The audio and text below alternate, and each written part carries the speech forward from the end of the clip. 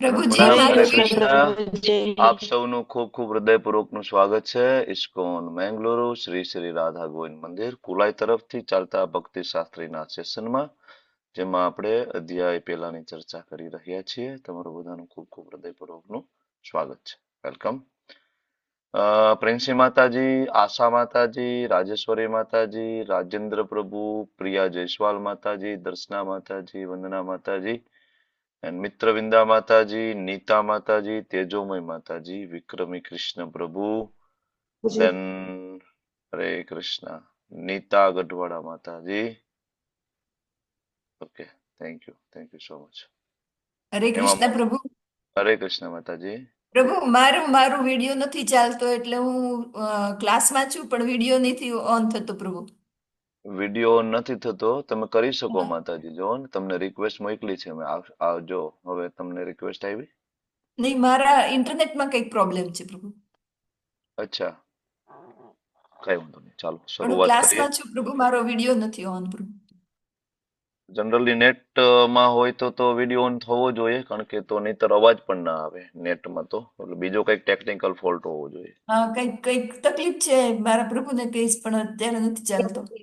કઈ વાંધો નહીં, કઈ વાંધો નહીં. એમની સેટિંગમાંથી કંઈક ઓફ કરેલું લાગે છે. શરૂઆત કરીએ, ચાલો. શ્રી શ્રી રાધા ગોવિંદ કી જય, શ્રી શ્રી ગૌરતાઈ કી જય, શ્રી પ્રભુપાદ કી જય.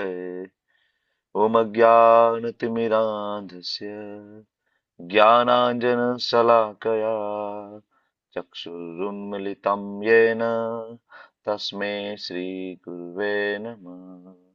श्री चैतन्य मनोभीष्टं स्थापितं येन भूतले स्वयं रूपः कदा मह्यं ददाति स्वपदान्तिकम्. वन्देऽहं श्रीगुरो श्रीयुतापदकमलं श्रीगुरुन् वैष्णवांश्च त्रिरूपं साग्रजातं सगण रघुनाथान्वितं तं सजीवं साद्वैतं सावधूतं परिजनसहितं कृष्णा चैतन्य देवं श्रीराधा कृष्णपादान् सहगण ललिता श्रीविशाखान्वितांश्च. हे कृष्णा करुणा सिंधो दीनबंधो जगतपते गोपेश गोपिका कांत राधा कांत नमस्तुते. तप्त कांचन गौरांगी श्री राधे वृंदावनेश्वरी वृषभानुसुते देवी प्रणमामि.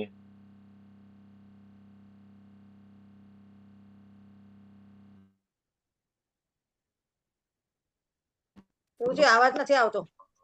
પ્રભુજી વિષ્ણુપાદાય कृष्णा पृष्ठाय भूतले श्रीमते भक्ति वेदांत स्वामीन इति नामिने. नमस्ते सारस्वते देवे गौरवाणी प्रचारिणे निर्विशेष शून्यवादी पाश्चात्यादेशतारिणे. जय श्री कृष्ण चैतन्य प्रभु नित्यानंद श्री अद्वैत गदाधर श्रीवासादि गौर भक्त वृंद.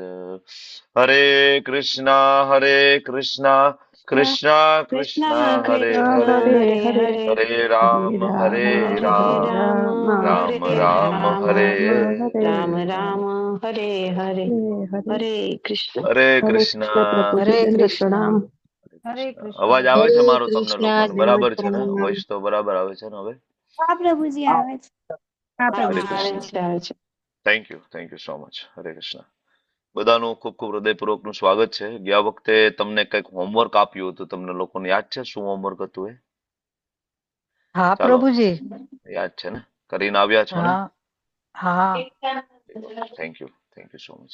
તો થોડું બીજા બધા બંધ કરી દો ઓડિયો, બેકગ્રાઉન્ડમાં અવાજ આવે છે. તો પેલા આપણે શરૂઆતમાં રિવિઝન કરી લઈએ નાનું અને પછી આપણે આગળ વધીએ. તો આપણે લેસન પહેલામાં ચર્ચા કરી રહ્યા છીએ, પહેલા શ્લોકથી આપણે આગળ વધ્યા છીએ, અને વર્ણાશ્રમ ધર્મ ઉપર આપણે ઘણી બધી ચર્ચા કરી ચૂક્યા છીએ ખૂબ ડિટેલમાં. અને આગળ પણ જ્યાં આપને મોકો મળશે ત્યારે આપણે ચર્ચા કરવાના છીએ. ભગવદ્ ગીતા કોણ સમજી શકશે અને શું કામ ધૃતરાષ્ટ્ર નતા સમજી શક્યા, કયું ફેક્ટર અંદર ખૂટતું હતું, શું એમનાથી અપરાધ થઈ રહ્યો હતો, એના ઉપર આપણે ચર્ચા કરી ચૂક્યા છીએ. બરાબર, આપણે પરિચય અને શોર્ટમાં મહાભારત ઉપર આપણે ચર્ચા કરી ચૂક્યા છીએ. તમને બધાને હોમવર્ક આપ્યું હતું, ઘણા બધાનું હોમવર્ક મને મળ્યું છે અને હજી ઘણા બધાનું મને નથી મળ્યું આજ સુધી. આ બરાબર એક જે ચાર્ટ બનાવીને તમારે મોકલવાનો હતો, ઘણા લોકોએ મોકલ્યો છે અને સરસ રીતના ઘણા લોકોએ મોકલ્યો છે. વંદના માતાજીનું આજે મને મળ્યો, ખૂબ સરસ ડ્રો કરીને મોકલ્યો છે. તો હોમવર્ક કરવું જોઈએ. ભક્તિ શાસ્ત્રી બહુ સિરિયસ સ્ટડી છે, તો ગંભીરતાપૂર્વક જ આપણે આ લેવું જોઈએ. બરાબર, અને પછી આપણે જોયું તો શિલ પ્રભુપાદજીના મૂડ એન્ડ મિશન, એના ઉપર તમે લોકો બ્રેન સ્ટોર્મિંગ કરીને બધા મુદ્દાઓ તમે લાવ્યા હતા, જેના ઉપર તમે નિબંધ લખ્યો છે. બરાબર, જે અત્યારે ઓનગોઈંગ પ્રોસેસમાં છે.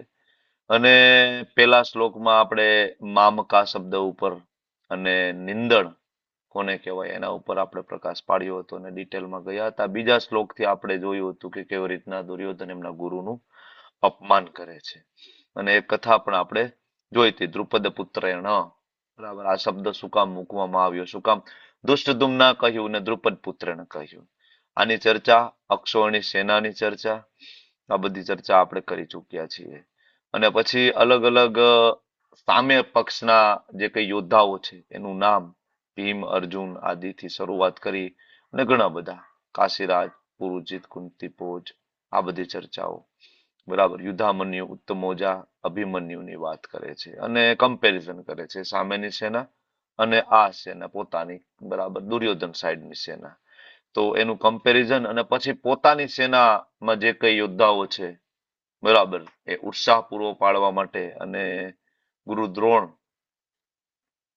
નું જે અપમાન થયું એના બદલામાં પોતાની સાઈડના યોદ્ધાઓનું વર્ણન દુર્યોધન કરે છે. આ બધી ચર્ચા આપણે કરી હતી. બધા વીરો છે, ત્યક્ત જીવિતા, કમ્પેરિઝન અને આ બધી ચર્ચા કરતા કરતા આપણે 11મા શ્લોક સુધી કમ્પ્લીટ કરી અને આ સ્લાઇડ ઉપર આપણે પહોંચ્યા છીએ. તો આ સ્લાઇડ એટલે કે 2 શ્લોક થી લઈને 11મો શ્લોક ના ભાવાર્થ તમે વાંચ્યા હોય તો એના ઉપર આ ચર્ચા થવાની છે. બરાબર, અને અહીંયા અત્યારે પાર્ટિસિપન્ટ છે 34. બરાબર, અને આપણી પાસે ટોટલ શ્લોક કેટલા છે? 3, 4, 5, 6, 7, 8, 9, 10, 11, એટલે 9 શ્લોક છે આપણી પાસે. તો આપણે એવું કરીશું કે અહીંયા આપણે 4 ગ્રુપ બનાવીશું અને ચારેય ગ્રુપમાં આપણે 2-2 શ્લોક આપીશું અને એક ગ્રુપને આપણે 3 શ્લોક આપીશું. બરાબર, હવે એક ગ્રુપમાંથી તમને જે 2 શ્લોક મળશે એ 2 શ્લોકમાંથી તમારે 2 વસ્તુ ઉપર ધ્યાન આપવાનું છે. એક તો દુર્યોધનના મુત્સદ્દીગીરીના મુદ્દાઓ તમારે ત્યાંથી લાવવાના છે એ 2 શ્લોકમાંથી અને ભાવાર્થમાંથી. અને બીજું, યુદ્ધની તૈયારી ક્યાં થઈ હોય એવું લાગે છે એ 2 શ્લોકમાં. બરાબર, તો આ સેમ 2 વસ્તુ તમારે સર્ચ કરવાની છે. તમને રીડિંગ કરવા માટેનો સમય મળશે 15 મિનિટનો અને ચર્ચા કરવા માટેનો બીજો સમય મળશે 10 મિનિટનો. 4 ગ્રુપ અને ચારેય ગ્રુપના એક લીડર પ્રેઝન્ટેશન આપશે 2.5 મિનિટનું. બરાબર, અને 4 ગ્રુપ આપણે આમાં લઈશું એટલે 34 લોકો છે, એટલે ઓલમોસ્ટ એક ગ્રુપની અંદર 8 લોકો આવી શકે, કારણ કે 2 તો હું છું. બરાબર, 8 લોકો આવશે અને એક લીડર બધાની અંદર હશે. તો બાકીના 7 જણા જે છે એના મુદ્દા એના લીડરને કહી દેશે. તો સ્ક્રીન અનશેર કરું છું. તમને સમજાઈ ગયું હું શું તમારી પાસે માંગી રહ્યો છું કે હજી કોઈને નથી સમજાયું? કારણ કે બ્રેકઆઉટ રૂમ પછી હું તમને નથી દેખાવાનું. તમે એક અલગ જ ગ્રુપની અંદર જોઈન થઈ ગયા છો જ્યાં તમે 8 લોકો હોઈશો. બરાબર, સમજ્યા તમે? જો હું બ્રેકઆઉટ રૂમ ક્રિએટ કરું છું અને તમને તમારા મોબાઈલ ઉપર એક રિક્વેસ્ટ આવશે રૂમ જોઈન કરવા માટેની.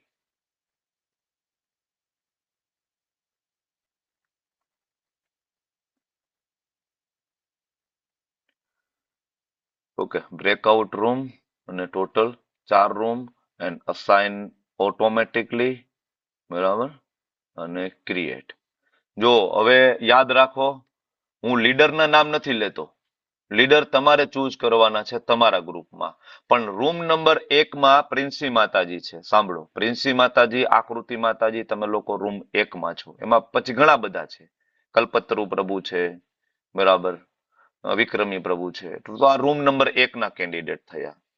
રૂમ નંબર 2 એની અંદર શુદ્ધ પદ્મા માતાજી છે.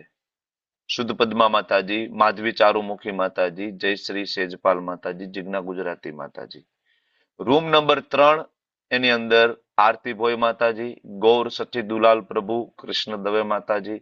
અને રૂમ નંબર 4 રેખા પંડ્યા માતાજી, પરેશ શાહ પ્રભુજી, હરિપ્રિયા માતાજી, મિત્રવિંદા માતાજી. બરાબર છે, સમજાઈ ગયું? હવે જેવો હું અહીંથી ઓપન ઓલ રૂમ કરું છું એટલે તમારી સામે તમારા મોબાઈલમાં એક ઓપ્શન ખુલશે, બરાબર, અને તમે ક્લિક કરશો, તમે રૂમમાં જતા રહેશો. જિજ્ઞા માતાજી કઈ પૂછવું છે? હા પ્રભુજી, એટલે રૂમમાં અમારે પેલા રીડિંગ કરવાનું છે.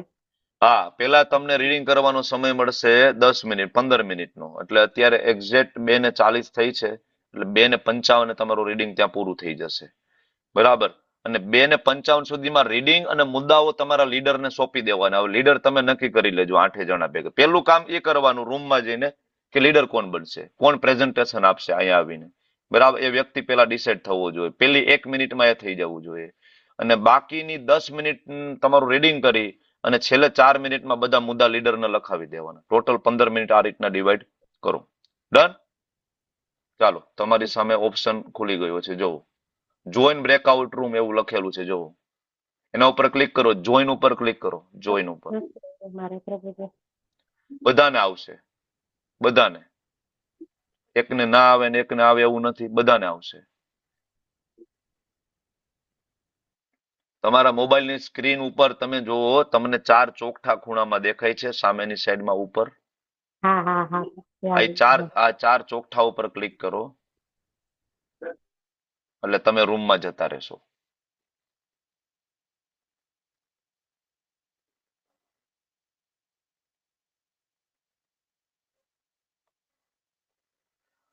હરે કૃષ્ણ. રાજેન્દ્ર પ્રભુ તમે નથી જોઈન કર્યું. આશા માતાજી તમે નથી જોઈન કર્યું. આમાં નથી દેખાતું માતાજી કઈ તમારી સાઈડમાં. તમારી સ્ક્રીન ઉપર જ છે, સાઈડમાં જોવો ને. આ જે સ્ક્રીન છે, બરાબર, એમાં તમારા ડાબા હાથ ઉપર 4 ચોકઠા, તમે સ્ક્રીન ઉપર ટચ કરો, 4 ચોકઠા છે. દેખાતું નથી. એવું બને નહીં માતાજી, બધાને આવે, તમારે આવે મારામાં નહીં આવે.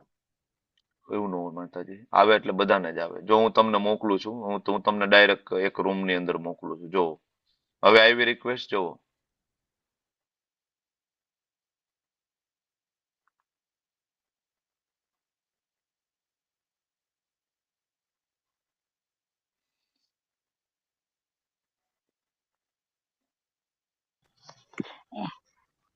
આપણે એમાં ટાઈમ જતો રહેશે નહીં તો.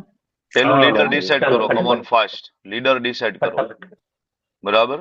અને પછી મુદ્દાઓ આપી દો લીડરને, એક પછી એક રીડિંગ કરતા જાઓ, મુદ્દા આપતા જાઓ, બરાબર. હવે આ તમારો રૂમ નંબર પહેલો છે, એટલે તમારે શ્લોક આવશે બીજો અને ત્રીજો. હા, બીજો અને ત્રીજો.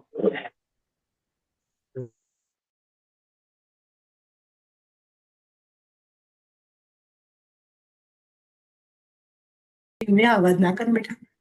તમારો શ્લોક છે 4થો અને 5મો. પ્રિયા જયસ્વાલ માતાજી, 4થો અને 5મો શ્લોક હરે કૃષ્ણ તમારા પ્રભુજી. ગ્રુપમાં હા ચર્ચા કરો. પ્રભુજી. 4થો અને 5મો હા શ્લોક. પ્રભુજી. હા પ્રભુજી. હરે કૃષ્ણ.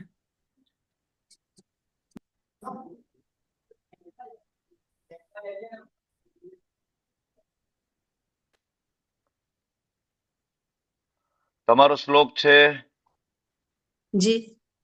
બીજો, ત્રીજો, ચોથો, પાંચમો, 6થો, 7મો અને 8મો. 6, 7, 8 શ્લોક નંબર 6, 7, 8 એના ઉપર ચર્ચા કરો. 6, 7, 8. શ્લોક નંબર 6, 7, 8.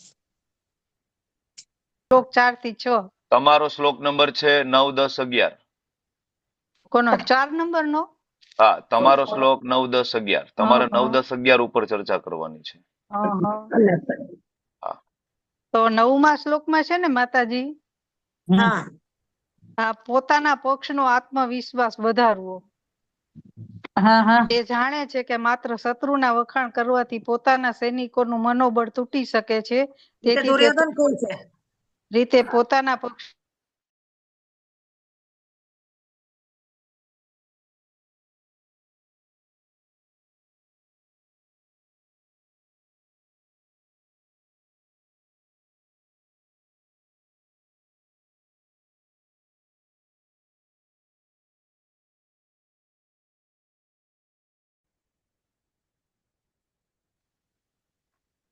હરે કૃષ્ણ, વેલકમ બેક અગેન.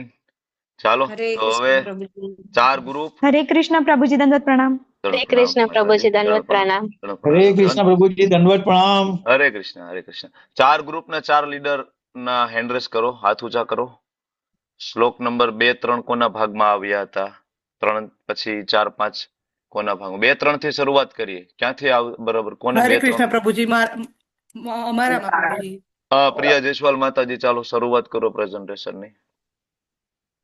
હરે કૃષ્ણ પ્રણામ પ્રભુજી. શ્લોક નંબર 4, સોરી પ્રભુજી, શ્લોક નંબર હરે કૃષ્ણ પ્રભુજી. શ્લોક નંબર માતાજી આપણે શ્લોક નંબર 4 ને 5 છે માતાજી. નહીં, 2, 3 કોની પાસે છે એ બોલો ને. પ્રિન્સી માતાજી. Who is the leader actually? Princy માતાજી શ્લોક 2 અને 3. પ્રિન્સી માતાજી, હરી બોલ. હરે કૃષ્ણ પ્રભુજી. હા, તો તમારી પાસે છે ને શ્લોક નંબર? વિડીયો ચાલુ કરીને પ્રેઝન્ટેશન આપો ને, ટાઈમ જઈએ છે આપણો. હા પ્રભુજી, આપણે યુદ્ધની તૈયારીમાં આપણે 2 માં લઈએ કે પાંડવોની સેના સારી રીતે ગોઠવાઈ ગઈ છે, તો ઈ આપણે બતાવવા જાય છે તેના પેલા ગુરુને. તો મુત્સદ્દીગીરીના મુદ્દા બોલો. મેન પેલો ઈ છે મુત્સદ્દીગીરીના જે મુદ્દા છે એ બોલો. ઓકે પ્રભુજી. તો હાજી, મુત્સદ્દીગીરીમાં ઈ છે કે દુર્યોધન રાજા તરીકે હતો, તેનો ઉલ્લેખ તેમ છતાં પણ તેની પરિસ્થિતિ ગંભીરતા હતી, કારણ કે તે સેનાપતિ પાસે તેને જવું પડ્યું. તો એને એક મુત્સદ્દીગીરી છે કે જરૂર પડે તો આપણે સામેવાળા પાસે જવું પણ પડે. અને બીજું એમ કે ગુરુઓને ટોણો મારો, કે તમારા બુદ્ધિશાળી શિષ્ય દ્રુપદ પુત્રએ તેને દુર્યોધનને દ્રોણાચાર્યને યાદ અપાવે છે કે પાંડવોની સેનાપતિની દુષ્ટધુમને તમારો શિષ્ય છે, તો તે પરોક્ષ રીતે કહેવા માંગે છે કે તમારી ઉદારતાને કારણે આજે શત્રુ પક્ષમાં આટલો મજબૂત છે, કે સામેવાળાનું શત્રુ પક્ષ આટલો કેમ મજબૂત છે, કે કારણ કે તમારી ઉદારતા છે, કે તમે એને જ્ઞાન આપ્યું હતું તમારા દુશ્મનને. અને એ યાદ અપાવવા માંગે છે અને તે ઉત્તેજિત કરવા માંગે છે કે જો તમારો સામે તમારા શત્રુનો પુત્ર તમારી સામે ઉભ્યો છે, તો તમારી આવી ઉદારતા ન દેખાડવી. અને બીજો એક છે કે તે ડર અને છાવ છે, તો તેના ડરને કઈ રીતના છુપાવે છે, કે તેને ડર લાગ્યો કે સામેવાળા, એને એમ હતું કે આપણી તો સેના આવડી મોટી વિશાળ છે અને સામેવાળાની સેનામાં કઈ નહીં હોય. જ્યારે સામેવાળાની સેના જોઈ ત્યારે તે ડરી ગયો, અને ડરી ગયો એટલે અંદરથી ડરી ગયો એટલે પોતાની નબળાઈ છુપાવીને દ્રોણાચાર્યને ઉત્તેજિત કરે છે, જેથી તેઓ પૂરા જોશથી લડે અને પાંડવોની પ્રત્યે કોઈ પણ ઉદારતા ન દેખાડે. તો તેની એમ મુત્સદ્દીગીરી છે એમ, એ દ્રોણાચાર્યની માથે પ્રશ્ન ટોપલો ધરો. ઓકે. અને યુદ્ધની તૈયારી એ છે કે સામેવાળાની વ્યૂહરચના જોઈ, તો સામેવાળામાં કોણ છે તે વ્યૂહરચના જોઈ એટલે તે ડરીને એની પાસે જાય છે. તો વ્યૂહરચના જોવી પણ એ એક તૈયારી છે. અને સામેવાળાનો સેનાપતિ કોણ છે તે એક પણ વ્યૂહરચના જોઈ, અને સામેવાળાના સેનાપતિને જોવો તે પણ એક સામેવાળાની સેનાને નિરીક્ષણ કર્યું, તો એ પણ એક યુદ્ધની તૈયારી છે. ઓકે, બીજા મુદ્દા છે? હા, અને એક દ્રોણાચાર્યને સામેવાળાની વ્યૂહરચના જોઈ અને તેને વાસ્તવિક સ્થિતિ જણાવી, તો એ પણ તૈયારી છે કે તમે તૈયાર રહેજો, સામેવાળાની વ્યૂહરચના જોઈ લીધી છે એમ. ઓકે, ત્રીજા શ્લોકમાં સૌથી ઇમ્પોર્ટન્ટ મુદ્દો છે યુદ્ધની તૈયારીમાં એ રીતના છે કે 2 યોદ્ધા એવા છે કે તેને જીતવા માટે ખૂબ મુશ્કેલ છે. એક તો ગુરુ દ્રોણ ને બીજું ભીષ્મ. આ 2 યોદ્ધાને જીતવા દુષ્કર છે. એટલે યુદ્ધની તૈયારી સ્વરૂપે સામે સેનાપતિ સ્વરૂપે કોણ મૂક્યો છે મુદ્દો તમે ભૂલી જાઓ છો. સામે સેનાપતિ તરીકે મૂક્યો છે દ્રુપદ પુત્રનો દુષ્ટધૂમ. તો આ સૌથી મોટી યુદ્ધની તૈયારી છે. આખું પ્રી પ્લાનિંગ થયું છે. બરાબર. શું કામ ભાઈ દુષ્ટધૂમને સેનાપતિ બનાવ્યો છે? ખબર છે કે આ ભીષ્મદેવને મારી નાખશે. એનો જન્મ જ એટલા માટે થયો ને, તો ધીસ ઇઝ ધ પ્લાનિંગ. બરાબર. તો આ મહત્વનો મુદ્દો છે, એ તમે ચૂકી જાઓ છો. બરાબર. કારણ કે જો સામે આ સૌથી યુદ્ધની અંદર જીતવા માટે સૌથી શું જરૂરી છે? મનોબળને તોડી મૂકવું, બરાબર, તોડી પાડવું. સામેવાળાના મનોબળને કેવી રીતના તોડી શકો? તો કે તમારો સૌથી બેસ્ટ જે બરાબર હોય એને તમે સામે મૂકી દો. તો જ્યારે જોયું કે ભાઈ સામે તો દુષ્ટધૂમ છે, આ ગુરુદ્રોણનું અપમાન શું કામ કર્યું દુર્યોધને? દુષ્ટધૂમને જોયો એટલા માટે અપમાન કર્યું, કારણ કે એને ખબર પડી કે આ તો દુષ્ટધૂમ છે ભાઈ. બરાબર. અને આનો તો જન્મ જ થયો છે ગુરુદ્રોણનો વધ કરવા માટે, સોરી ભીષ્મનો નહીં, ગુરુદ્રોણનો વધ કરવા માટે, બરાબર. તો એટલા માટે તો બે પાર્ટી વચ્ચે જયારે યુદ્ધ થતું હોય તો સૌથી ઇમ્પોર્ટન્ટ વસ્તુ એ છે કે સામે કોને મૂકે છે. બરાબર. એવા યોદ્ધાઓને મૂકી દો જેના દ્વારા એનો એક યોદ્ધો તો હણાઈ જ જવાનું હોય પાવરફુલ, તો 50% તો ત્યાં જ કામ પૂરું થઈ જાય છે. તો આ યુદ્ધની તૈયારી છે. બીજું મેણું માર્યું દ્રુપદ પુત્રને ગઈને, બરાબર. એક આ મહત્વનું છે. ચાલો નેક્સ્ટ ગ્રુપ, જેને ચોથો પાંચમો શ્લોક ભાગમાં આવ્યો છે. હા, આપો પ્રેઝન્ટેશન. ચોથા શ્લોકમાં દુર્યોધનના ડિપ્લોમેસી નેચરનું એક મોટું કારણ હતું કે એની અંદર ભય થયો હતો પાંડવોની સેનાને જોઈને. અને એ દુર્યોધન દ્રોણાચાર્ય પર ક્રોધ કરવા માંગતો હતો અને દ્રોણાચાર્યને સતર્ક કરવા માંગતો હતો કે તમારા જ શિષ્યએ જે સેના બનાવી છે એ જોઈને એમને સતર્ક કરવા માંગતો હતો. પ્લસ એમને ડર હતો. જ્યારે સામેવાળી પાર્ટી પાંડવોમાં કોઈ ડર નતો, કારણ કે જ્યાં ભગવાન હોય ત્યાં ડરની કોઈ આવશ્યકતા નથી. અને આમાં ચોથા શ્લોકમાં બીજું શું હતું કે મહારથીની ઓળખ અને વિરોધીઓની શક્તિને સ્વીકારવી. આટલા પોઈન્ટ, સોરી પ્રભુજી હું નથી બોલી શકતી અત્યારે. ના ના, જેવું આવડે એવું બોલો, યુ ડોન્ટ વરી. એના માટે જ છે આ બ્રેકઆઉટ રૂમ, કે તમારું વાણી કૌશલ્ય ખીલે. You don't worry. સાચા ખોટાની બહુ ચિંતા નહીં કરો. બોલો બોલો. એટલે બીજા કયા તમે વિચારો કે કયા પોલિટિકલ મુદ્દાઓ તમને આની અંદર લાગે છે, બરાબર, એ થોડું વિચારીને બોલો.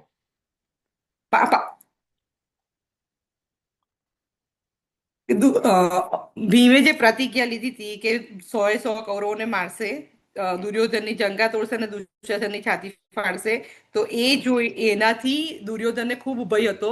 એટલા માટે એને દુર્યોધનને એનાથી નીચલી કક્ષાના યોદ્ધાઓની જોડે સરખામણી કરી. ઓકે. અને એમ કરીને એની પોતાની સેનાને પ્રોત્સાહન આપ્યું કે ભીમમાં કઈ તાકાત છે નહીં એમ. Okay okay, thank you. યુદ્ધની તૈયારી સ્વરૂપે કઈ મુદ્દા આપી શકો? યુદ્ધની તૈયારી આમાં બે શ્લોકમાં કઈ થયું એવું દેખાય છે? પ્રિપરેશન શું? હા, યુદ્ધની તૈયારી, હા પ્રભુજી, યુદ્ધની તૈયારીમાં કે દુશ્મનની શક્તિનો અંદાજ કાઢ્યો. જ્યારે યુદ્ધ કરવાનું હોય તો જ તમે દુશ્મનની શક્તિનો અંદાજ કાઢો ને. તમારે યુદ્ધ જ ના કરવાનું હોય તો તમે દુશ્મનની શક્તિનો અંદાજ કઈ રીતે કાઢી શકો? શું કરવા પ્રયત્ન જ કરો એને કાઢવાનો. વત્તા ભીમ અને અર્જુનની શક્તિની કમ્પેરિઝન કરી તો ભીમ તો કોઈ હિસાબે યુદ્ધને ઇગ્નોર કરવા માંગતા જ નતા, પણ છતાંય એટલા માટે જ એ દેખાડે છે કે એમણે યુદ્ધની તૈયારી માટે રેડી છે આમાંથી. અને પહેલો પોઈન્ટ કે દ્રુપદની હાજરી જ એ વસ્તુ દર્શાવે છે કે યુદ્ધ થશે જ. અને મહારથી અતિરથી કેટલા છે, મહારથી કેટલા છે, સૈન્યમાં કેટલા કેવા પ્રકારના યોદ્ધાઓ છે એ. અને thank you. Time is over. Thank you.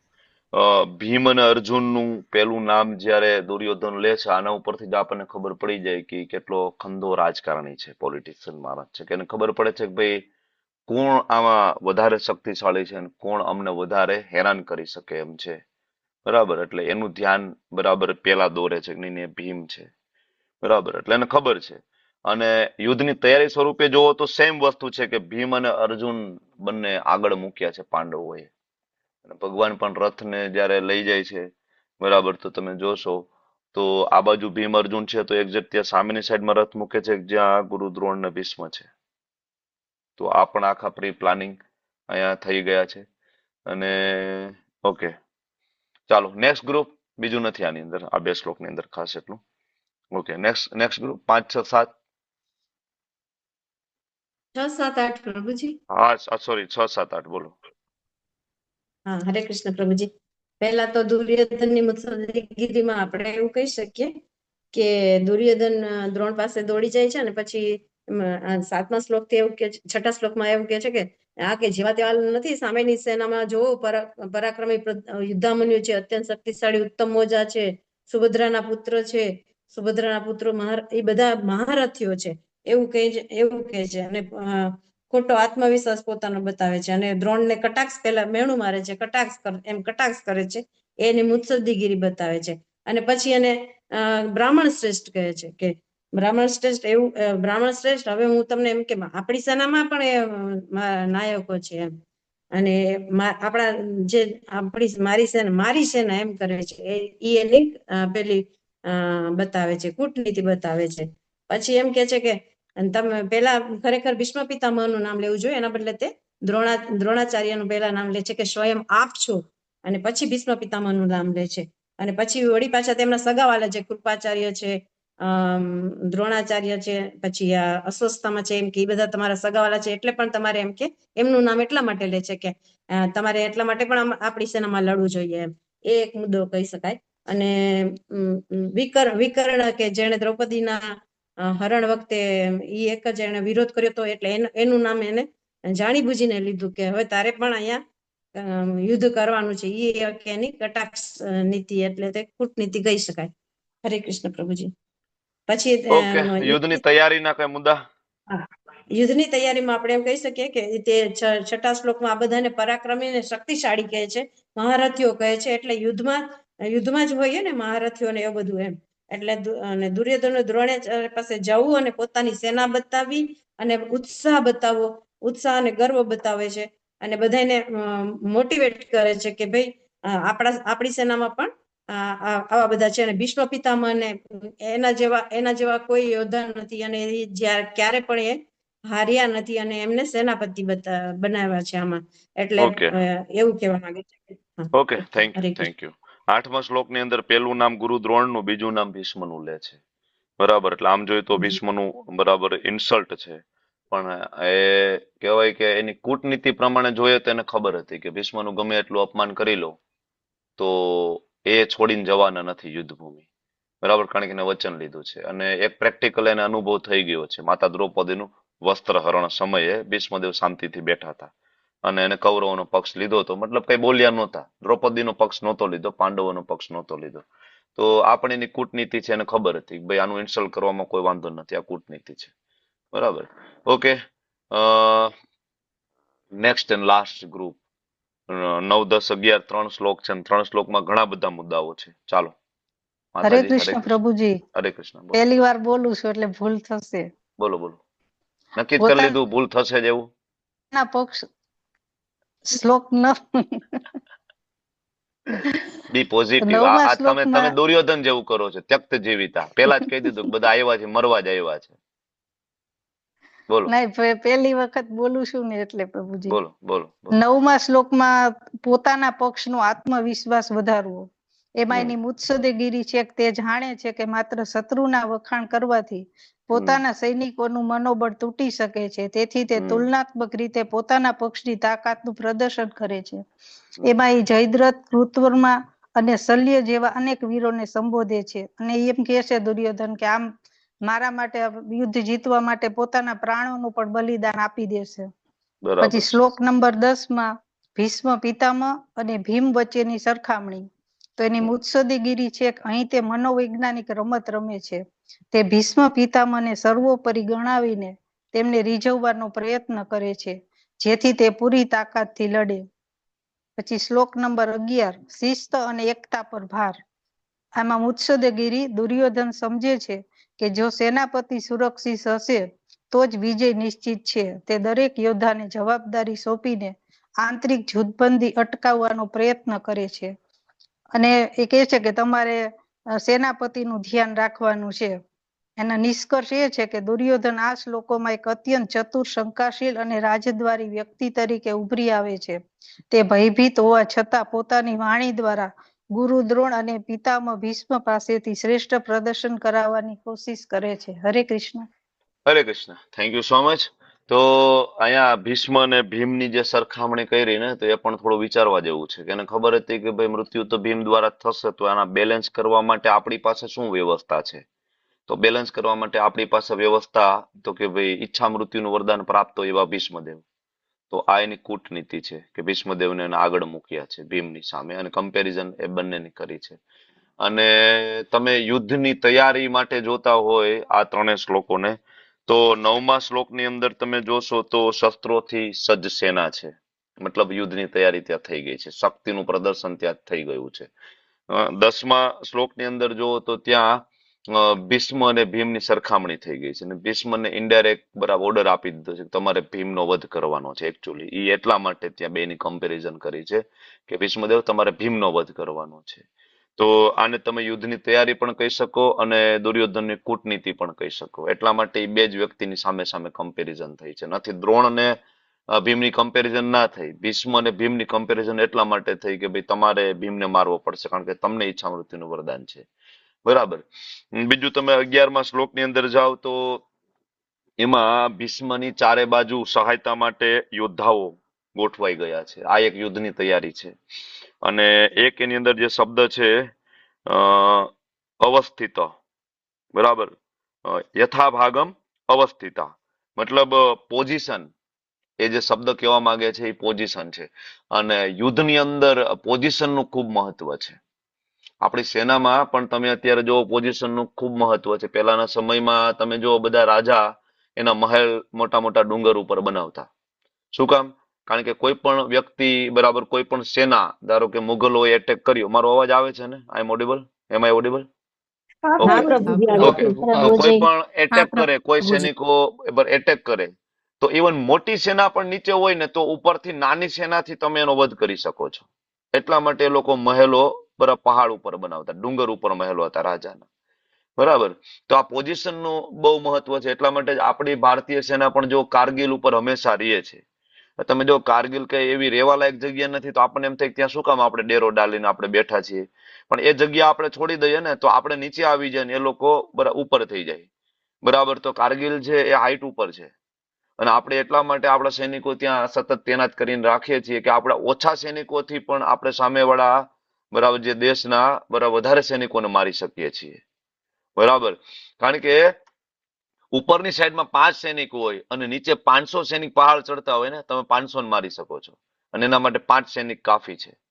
તો આ પોઝિશન જે છે એ ખૂબ મહત્વનું છે. અને એટલા માટે દુર્યોધન છે આ પોઝિશન ચેક કરવામાં વેરી પાવરફુલ પર્સન. ઓકે. ચર્ચામાં આગળ વધીશું. તો કેવું રહ્યું તમારો બ્રેકઆઉટ રૂમ નો અનુભવ? પહેલો અનુભવ તમારો હતો. આગળ આવી ઘણી બધી બ્રેકઆઉટ રૂમ ચર્ચાઓ થશે જેમાં નાના નાના ગ્રુપ બનશે. તમારે ચર્ચા કરવાની હોય, તમારે પોતે પ્રેઝન્ટેશન આપવાના હોય છે. હવે આ વખતે જે 4 લીડર બન્યા હતા એને નેક્સ્ટ ટાઈમ રોટેટ થઈ જવાનું, બીજા 4 ને લીડરશિપ આપવાની અને એમને રેડી થવાનું અહીંયા પ્રેઝન્ટેશન આપવા માટે. બહુ ઈઝી છે ને? અઘરું નથી ને? સહેલું છે ને? એકચ્યુઅલી આ કોર્સ તમને ટીચર બનવા માટે તૈયાર કરી રહ્યો છે ધીમે ધીમે. બરાબર. કે જેથી તમે ધીમે ધીમે પ્રેઝન્ટેશન આપતા શીખી જાઓ, તમે બોલતા શીખી જાઓ, એટલા માટે પણ છે. ઓકે. તમારે કઈ કેવું છે ધાર્મી માતાજી, દેવ્યાની માતાજી, આકૃતિ માતાજી? હરે હું કૃષ્ણ આગળ વધું? પ્રભુજી. હરે પ્રભુજી કૃષ્ણ એક્સપિરિયન્સ તો સારો રહ્યો પણ પ્રભુજી છે ને અમે થોડા લેટ આયા ને તો થોડું ઓછું ચાન્સ મળ્યું ઓકે ઓકે, બોલવામાં. નો હા, પ્રોબ્લેમ. થોડું વિચારવાનો સમય ઓછો મળ્યો છે. ઓકે ઓકે, પ્રભુજી co-host આપજો. પોસ્ટ આપી દઈએ. ચાલો. બીજું કોઈને કઈક એવું નથી તો આપણે આગળ વધીએ. હવે તમને બધાને એક પ્રશ્ન હરે થવો કૃષ્ણ જોઈએ. પ્રભુજી, મારે કહેવાનું છે. બોલો ને દેવ્યાની માતાજી, બોલો. પ્રભુજી મેં બહુ જ તૈયારી કરી હતી આ તમારા ત્રણેય હોમવર્ક માટે થઈને, હમ, પણ 2 દિવસ આપણા ક્લાસ કેન્સલ થયા એટલે તો આજે હું બહાર છું ને હું પાર્ટિસિપેટ નથી કરી શકી. મને બહુ અફસોસ થાય છે પ્રભુજી. કઈ નહીં, આગળ પણ ઘણા બધા નેક્સ્ટ ટાઈમ આવો હું મોકો કરીશ મળશે. પ્રભુજી. આવો ઘણો બધો જી મોકો પ્રભુ. મળશે. આપણે મેં ડિબેટ પર બધા રાખીશું. ડિટેલિંગ લખ્યું છે પ્રભુજી, આપણે ડાયરીમાં એટલું લખીને રાખ્યું છે. આપણે ડિબેટ પર રાખીશું. જો તમને અનુકૂળ હશે ને તો આપણે ભક્તિ શાસ્ત્રીમાં ડિબેટ રાખીશું. એક વર્ગ છે એવો હશે કે જે ભગવાનને માનતો હશે ને એક વર્ગ ભગવાનને નહીં માનતો હોય. શ્યોર બરાબર. પ્રભુજી. હા, અને એ બહુ સામે મજા સામે આવશે. સામે સામે આપણે બરાબર તમે જોશો ટીવી સિરિયલમાં કેવી રીતના બધા કરતા હોય, ન્યૂઝ એન્કર ને બધા. હા હા, ડિબેટ. આપણે એ રીતના ડિબેટ પણ રાખીશું.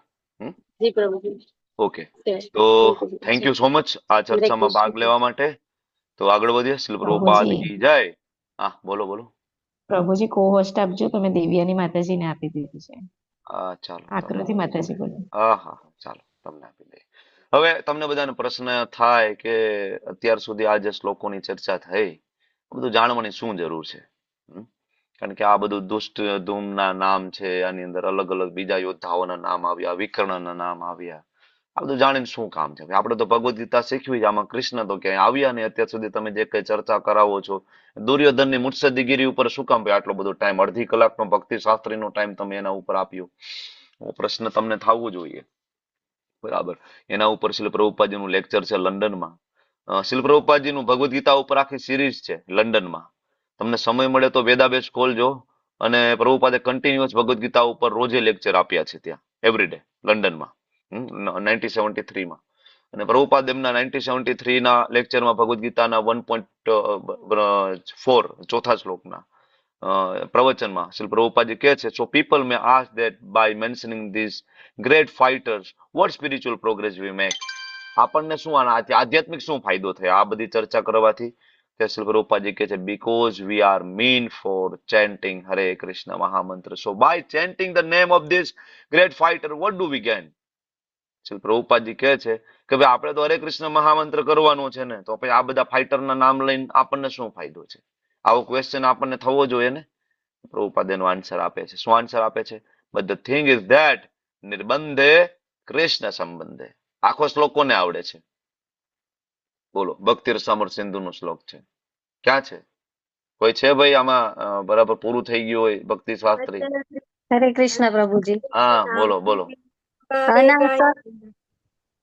બરાબર. અનાસક્તસ્ય વિષયાનિ યથાર્થમ ઉપયુંજતઃ ઉપયુજ્યતઃ નિર્બંધ કૃષ્ણ સંબંધે યુક્તમ વૈરાગ્યમ ઉચ્યતે. હરી બોલ. છેલ્લો થેન્ક યુ. શ્લોક, લાસ્ટ છેલ્લો શ્લોક છે. 1.2.20 255 1.2.255 બરાબર ને? હા ભક્તિ રસામૃત સિંધુ. અનાસક્ત વિષયાન યથાર્હમ ઉપયુંજતઃ નિર્બંધ કૃષ્ણ સંબંધે યુક્તમ વૈરાગ્ય ઉચ્યતે. તો જે કઈ કૃષ્ણ સંબંધે છે, ધ થિંગ ઇઝ ધેટ નિર્બંધ કૃષ્ણ સંબંધે whenever this is connection with Krishna, that is also became Krishna. કૃષ્ણનું સંબંધિત જેટલું પણ છે એ કૃષ્ણ જેટલું પાવરફુલ છે. બરાબર. So this warriors name mentioning we should not neglect. આપણાને અવગણવા ના જોઈએ. ઇવન દુર્યોધનની ચર્ચા કરીએ, વિકર્ણની ચર્ચા કરીએ, દુશાસનની ચર્ચા કરીએ, જરાસંઘની ચર્ચા કરીએ ને, બરાબર, એ એઝ પાવરફુલ એઝ કૃષ્ણ. એ ચર્ચા એટલી પાવરફુલ છે કે આપણને પવિત્ર કરી શકે છે. કારણ કે કૃષ્ણ સંબંધિત ચર્ચા છે ને. Krishna wanted to gather all the demonic power in that battlefield of Kurukshetra and kill them. That was his plan. આ કૃષ્ણનો પ્લાન છે. બરાબર. તો આમાં જેટલા પણ નામ અત્યાર સુધી આવ્યા, આ બધા નામ ભગવાન શ્રી કૃષ્ણ સાથે સંબંધ ધરાવે છે. તમે વિચાર કરો કે એક ઋષિ મુનિઓ હોય, હજારો વર્ષ તપશ્ચર્યા કરે. શેના માટે? તો કે ભગવાન શ્રી કૃષ્ણના ચરણ કમળના દર્શન થઈ જાય, અંગૂઠાના દર્શન થઈ જાય. અને આ બધા દુર્યોધન ને બધા સાક્ષાત ભગવાન કૃષ્ણને જોતા હતા. સાક્ષાત સામે ઉભા છે. વિચાર તો કરો. ભગવાનને સાક્ષાત જોતા હતા આ લોકો. ભલે ને બરાબર એ લોકો અસુર હતા, ડેમોનિક હતા, પણ એ ભગવાનને ડાયરેક્ટ જોતા હતા. ભગવાન ચાલે છે, ખાય છે, પીવે છે, બરાબર, ભગવાને કેવા કપડા પહેર્યા છે, ભગવાને કેવા બાજુબંધ, ભગવાનનું કેવું મોર મુકુટ લાગે છે, આ લોકો બધા ડાયરેક્ટ જોઈ રહ્યા છે. એટલા માટે ઇવન એના વિશે પણ ચર્ચા કરીએ અને કૃષ્ણને સેન્ટરમાં રાખીએ તો એ એઝ પ્યુરિફાઈંગ એઝ કૃષ્ણ કથા. બરાબર. તો આ બધા શ્લોક ઉચ્ચારણ અને એનું બરાબર એનું જે ઉચ્ચારણ આ બધું આપણે કરીએ તો ફાયદો એટલો થાય કે જે કૃષ્ણ દ્વારા બોલાયેલો શ્લોકનો ફાયદો થાય છે. આ પ્રિન્સિપલ છે. એટલા માટે વેદવ્યાસજી દ્વારા લખાયેલી કથા અને કોઈ સામાન્ય વ્યક્તિ દ્વારા લખાયેલી કથા એમાં બહુ ફેર છે. કોઈ નોવેલ નથી. વેદવ્યાસજી દ્વારા લખાયેલું છે, એમાં અંતર છે. બરાબર. તો કૃષ્ણની લીલામાં જે પણ જોડાયેલા હોય એ નેગેટિવ હોય કે પોઝિટિવ હોય એને સાંભળવું જોઈએ. કારણ કે કૃષ્ણની ટીમ છે. બરાબર. ડ્રામા ટીમ છે કૃષ્ણની.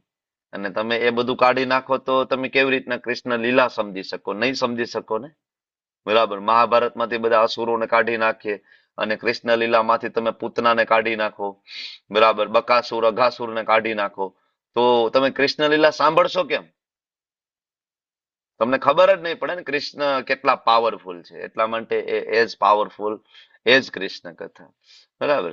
તો હવે નેક્સ્ટ મુદ્દો જે આપણે ચર્ચા કરવા જઈ રહ્યા છીએ, બરાબર, એ 12 થી લઈને 20 શ્લોક ની અંદર આ શ્રી પ્રભુપાદજી આપણને સમજાવે છે કે આની અંદર જે જીતના કારણો આવશે. હવે પાંડવો યુદ્ધ કેવી રીતના જીત્યા. હવે લેવલ 1 માં તો આપણે 9 કારણ ભણીએ છીએ. કેટલા? 9 કારણ. તમને ખબર છે ને લેવલ 1 માં 9 કારણ આવે યુદ્ધ જીતવાના. પણ અહીંયા આપણે જે ચિહ્નો આવશે એ લેવલ 1 થી થોડાક આગળ હટીને તમારે વિચારવો પડશે અને ચિહ્નોની પાછળનું લોજિક પણ તમારે વિચારવાનું છે. જેવી આજે બ્રેકઆઉટ રૂમની ચર્ચા હતી એવી સેમ ચર્ચા આગળ ફરીથી થશે, આવી જ ચર્ચા, અને એ યુદ્ધ જીતવાના કારણો ઉપર થશે કે પાંડવો યુદ્ધ કેવી રીતના જીત્યા, એના કારણો શું દેખાય છે તમને, બરાબર. તો આ ફરીથી આ બધા શ્લોક ખૂબ ધ્યાનપૂર્વક વાંચજો, આ ચર્ચામાં ખૂબ ધ્યાનપૂર્વક બરાબર તમે જોડાજો અને નોટ બનાવતા જજો, તો જ તમને ખ્યાલ આવશે, બરાબર. તો દુર્યોધન દ્વારા અપમાન થયું, મેણું મારવામાં આવ્યું, બરાબર, અને એની રાજકીય હોશિયારી એટલે કે કૂટનીતિની બધી વાતો થઈ અને આ બધી ચર્ચા ગુરુ દ્રોણ સાથે થતી હતી ને ભીષ્મદેવ દૂર ઉભા ઉભા સાંભળતા હતા. અને જેવું ભીષ્મદેવને ખબર પડ્યું કે હવે દુર્યોધન છે એ ગુરુ દ્રોણ પાસેથી મારી સાઈડ આવી રહ્યો છે, તો ભીષ્મદેવ તરત સમજી ગયા કે આની સાથે માથાકૂટ કરવાનો કોઈ મતલબ નથી. અહીંયા આવશે મારી પાસે અને કદાચ મારી પાસે આવીને બરાબર કહેશે આશીર્વાદ મને આપી દો, તો ખોટું મારે આને આશીર્વાદ આપવા વિજયી ભવ, એના કરતા બેટર એ છે કે ભાઈ શંખ ક્યાં છે મારો, શંખ લાવો, હું શંખ ફૂકી દઉં. તો દુર્યોધન જેવો નજીક આવવાની કોશિશ કરતો તો ભીષ્મદેવે તરત એનો શંખ લીધો અને શંખ ફૂકી દીધો. તસ્ય સંજનયન હર્ષમ ગુરુ વૃદ્ધ પિતામહ સિંહનાદમ વિનગોચે શંખમ દદ્મો પ્રતાપવાન. તરત જ શંખ ફૂકી દીધો. ભીષ્મદેવ એકચ્યુઅલી યુદ્ધનું રિઝલ્ટ જાણતા હતા, એને ખબર હતી કે સામે કૃષ્ણ છે, તો જ્યાં કૃષ્ણ હોય ત્યાં વિજય છે. અને ભીષ્મદેવને ખબર હતી કે સામે જે છે ને આદિ નારાયણ છે. તમને ખબર છે ને, આપણે ચર્ચા ઘણી વખત કરી ચૂક્યા છીએ. જયારે ભીષ્મદેવ બાણશયા ઉપર સૂતા છે તો યુધિષ્ઠિર આદિ જે પાંડવો બધા બેઠા છે એને ભીષ્મદેવ કહી રહ્યા છે, તમને શું લાગે તમારી બાજુમાં ઉભો તમારા મામાનો દીકરો છે? તો તમારી ભૂલ થાય છે, આદિ નારાયણ છે. ઇવન નારાયણ પણ એમાંથી આવે છે, વિષ્ણુ પણ એમાંથી આવે છે, મહાવિષ્ણુ, ગર્ભોદક્ષાય વિષ્ણુ, શિરોદક્ષાય વિષ્ણુ, અને જેટલા પણ અવતારો, 24 અવતાર કહો, 10 અવતાર કહો કે અનંત અવતારો કહો, એ બધા અવતારો ના મૂળ અવતારી તમારી બાજુમાં ઉભા છે. વિચાર કરો, આ ભીષ્મદેવ તો જાણતા હતા, એટલે એને ખબર હતી યુદ્ધનું રિઝલ્ટ શું છે, અને એટલા માટે એ આશીર્વાદ આપવા નહોતા માંગતા. ભીષ્મદેવ યુદ્ધનું રિઝલ્ટ જાણતા હતા, અને ઇવન શાંતિદૂત બનીને જયારે આવ્યા ને ભગવાન, ત્યારે જ ખબર પડી ગઈ હતી. તમને ખબર છે ને, શાંતિદૂત બનીને આવ્યા તો ભગવાને જયારે એમનું મિની વિરાટ સ્વરૂપ બતાવ્યું તો ભીષ્મદેવ, વિદુરજી બધા હાથ જોડીને ઉભા હતા, અને આ લોકો સામેની પાર્ટી સમજી જ નહોતી શકી, ત્યારે ખબર હતી. અને જેવો શંખ ફૂક્યો તો દુર્યોધનને એવું થઈ ગયું કે ભાઈ દાદા તો તૈયાર જ છે યુદ્ધ કરવા માટે, બરાબર. પણ હકીકતે દાદા એના માટે તૈયાર હતા, શંખ ફૂકીને દુર્યોધનને કહેવા માટે કે ભાઈ તું સમજી જા કે આ શંખ છે ભગવાનનું વાદ્ય છે, આનાથી હું તને જ્ઞાન આપવાની કોશિશ કરું, કારણ કે આ જ શંખ દ્વારા ભગવાને ધ્રુવ મહારાજને પણ જ્ઞાન આપ્યું હતું અને ધ્રુવ મહારાજ સમજી શક્યા હતા એની પોઝિશન. આની અંદર શબ્દ આવ્યો કુરુવૃદ્ધ, એટલે આની પહેલા મેં તમને કીધું હતું કે ભીષ્મદેવની એજ કેટલી હતી મહાભારતના યુદ્ધ વખતે? ભીષ્મદેવની એજ 400 વર્ષ 400 years. અને એનાથી મોટું મહાભારતની યુદ્ધ બરાબર યુદ્ધભૂમિ પર કોઈ નહોતું, બરાબર. ભૌતિક આયુષ્યની દ્રષ્ટિએ ગણો તો એનાથી મોટું કોઈ નહોતું. એટલા માટે કુરુ વૃદ્ધ કીધા છે, ભાઈ બધા કૌરવોમાં સૌથી વૃદ્ધ પિતામહ ભીષ્મ ત્યાં ઉભા છે. સિંહ નાદમ, કેવો એને શંખ ફૂક્યો હતો? ઉચ્ચ સ્વરે, બરાબર. છતાં પણ દિવ્ય શંખમાં એનું નામ નથી, કારણ કે એ સામેના પક્ષમાં હતા. હમણાં હું તમને પૂછીશ કે આ શ્લોકમાંથી તમે પ્રેક્ટિકલ બરાબર તમે એપ્લિકેશન શું શીખ્યા આ શ્લોકમાંથી, તો થોડું ધ્યાન આપજો. તમે એનો ભાવાર્થ જોશો તો ભાવાર્થ બહુ નાનો છે, હું વાંચું છું. કુરુવંશના વયોવૃદ્ધ પિતામહ પૌત્ર દુર્યોધનના અંતઃકરણનો આશય જાણી શક્યા હતા, અને તેના પ્રત્યેની સ્વાભાવિક અને અનુકંપા હતી, એટલે આનંદિત કરવા માટે એને શંખનાદ કર્યો, જે સિંહની સમાન સ્થિતિ ને અનુરૂપ હતો. પણ પરોક્ષ રીતે ઇનડાયરેક્ટલી શંખનાદ તો એને એટલા માટે કર્યો હતો કે પુત્ર દુર્યોધનને જણાવી દીધું કે યુદ્ધમાં વિજય પ્રાપ્ત કરવાની કોઈ તક નથી. પ્રભુપાદજી તાત્પર્યમાં લખે છે ને, પરમેશ્વર શ્રી કૃષ્ણ સામે છે, ભગવાનની સામે યુદ્ધ ના કરવાનું હોય. તો શંખ એટલા માટે ફૂક્યો હતો, બરાબર. એક તો એને દુર્યોધન સાથે વાત જ નથી કરવી. શંખ એટલા માટે ફૂક્યો હતો કે દુર્યોધનને ઇનડાયરેક્ટલી કહેવા માંગતા હતા કે ભાઈ આમની સાથે યુદ્ધ ના હોય, તું સમજી જા. તો કોઈને એવો પ્રશ્ન થાય કે ભીષ્મ આટલા મહાન છે તો કુરુની બાજુ કેમ? પણ હવે તમને બધાને સમજાઈ ગયું હશે કે માત્ર ભગવાનની ઈચ્છા હતી. અને સમાજને એક શિક્ષા આપવા માંગતા હતા ભીષ્મદેવ. શું શિક્ષા આપવા માંગતા હતા? કે ગમે એટલો મહાન વ્યક્તિ હોય અને ઈચ્છા મૃત્યુનું પણ વરદાન કેમ ના હોય, પણ જો ખોટા પક્ષની અંદર જો સાથ આપશે તો એનો વિનાશ કન્ફર્મ છે. બરાબર. આની અંદર પ્રેક્ટિકલ એપ્લિકેશન શું કહી શકાય? કોઈ કહેશે? તમે લોકો એન્કરેજ કરો. એક જ મુદ્દો છે, શ્રી પ્રભુપાદજી આ લેક્ચર જે લંડનમાં આપ્યું ને, તો પ્રભુપાદે આ લેક્ચર ની અંદર આ કુરુવૃદ્ધ શબ્દ ઉપર પણ ત્યાં ચર્ચા કરી છે, જે મેં તમને કહ્યું. અને બીજું, પ્રભુપાદ અત્યારનું મોડર્ન જે યુદ્ધ થાય છે એના ઉપર પણ ત્યાં લંડનમાં ચર્ચા કરે છે. આજે જેવું નહોતું. આજે તો કેવું, બિચારા સૈનિકો આગળ હોય અને એના જે લીડર્સ, બરાબર, જે કમાન્ડો હોય, બરાબર, મેઇન જે લીડર્સ હોય, અધિકારીઓ, બરાબર, એ તો બરાબર એસી ઓફિસમાં બેઠા બેઠા ઓર્ડર કરતા હોય. પણ એ સમય એવું નહોતું. શ્રી પ્રભુપાદજી ત્યાં કહે છે પ્રવચનમાં કે એ સમયે તો ઇવન એમના મહાન યોદ્ધાઓ સૌથી આગળ રહેતા. ભીષ્મદેવ, ભીમ, યુધિષ્ઠિર, દુર્યોધન, આ બધા મહાન યોદ્ધાઓ બધા આગળ રહેતા. ઓકે, ચાલો પ્રેક્ટિકલ મુદ્દો પ્રિન્સી માતાજી એક કહો, શોર્ટમાં કહેવાની ટ્રાય કરજો, બહુ લેન્ધી નહીં કરતા.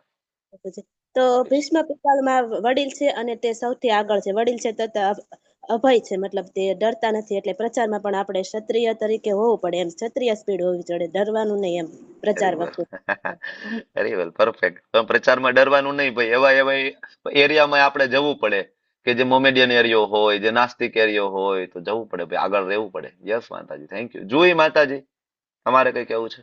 હા, હરે કૃષ્ણ. બીજું હમણે જે કીધું ને કે યુદ્ધ એમનાથી દૂર રહેવા માંગતા હતા, એટલે દુર્યોધન થી વધારે પડતું આર્ગ્યુમેન્ટ કરવા નતા માંગતા. તો કે જે આપણા જિદ્દી અને જે સમજી જ ના શકતું હોય ને કે ભગવાન છે, તો એ લોકોથી આપણે દૂર રહેવું જોઈએ.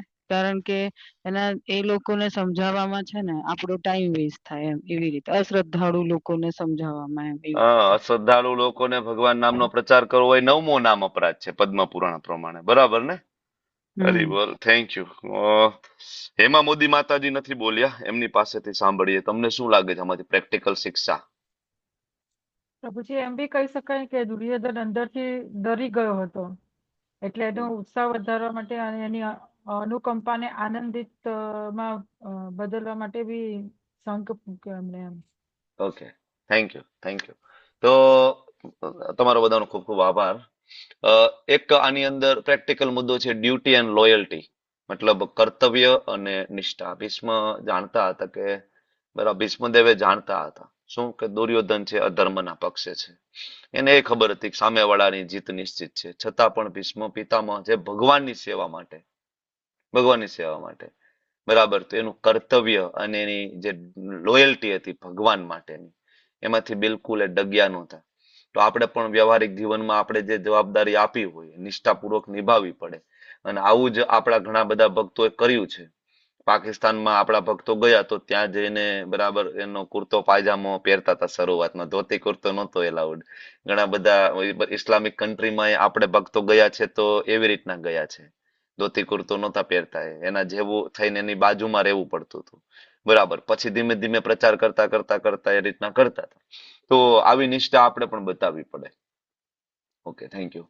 તો હવે ભીષ્મ પિતામહે જેવો શંખ ફૂંક્યો ને, તરત જ એમની આજુબાજુમાં જે કોઈ રાજાઓ હતા, બરાબર, એ બધા એના બધા વાદ્યો અને બીજા એની પાસે જે શંખો હતા એ બધા વગાડવાનું ચાલુ કર્યું, બરાબર. એટલે 13મો શ્લોકમાં આપણે આવીએ, તત શંકાશ્ચ પેર્યાશ્ચ પ્રમાણક ગોમુખા સ સેવાભ્ય હન્યંત સ શબ્દ તુમુલો ભયત. તો એક સાથે શંખ, નગારા, તુરાય, રણસિંગા એક સાથે બધા વાગવા લાગ્યા, બરાબર. Just minute.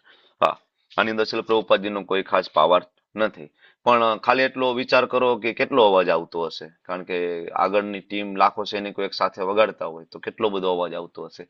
શું કામ આ બધો આટલો મોટો અવાજ કરતા હશે જ્યારે લાખો લોકો મરવાના છે ને ભાઈ આવું નગારા વગાડવા, રણસિંગા? વાય? લેવલ 2 માં ચર્ચા કરી હતી. જીજ્ઞા ગુજરાતી માતાજી બોલો. જે ના બોલ્યા હોય એને બોલવાનું ફરજિયાત છે, તો ખબર છે ને ભક્તિ શાસ્ત્રીમાં. હા પ્રભુજી. એટલે પ્રભુજી તમે કીધું હતું કે જયારે આ તુરાઈ ને એ બધું વાગે એટલે એક હોર્મોન્સ છે એનાથી જુસ્સો ચડે. પરફેક્ટ, યાદ છે તમને. બ્રેન ની અંદર એડ્રેનાલિન નામનો એક હોર્મોન્સ છે, એનું સિક્રેશન થાય, બરાબર.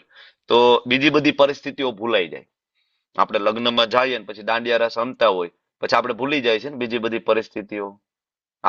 ત્યારે આપણને કમર નહીં દુખે, ત્યારે આપણે પગનો દુખાવો નહીં થાય. ઈ જ કહું છું કે ત્યારે જાય ને બેંગ્લોર નહીં જાય ને દુખે ત્યારે ને, કમર દુખતી પગ દુખતા બધું બંધ થઈ જાય.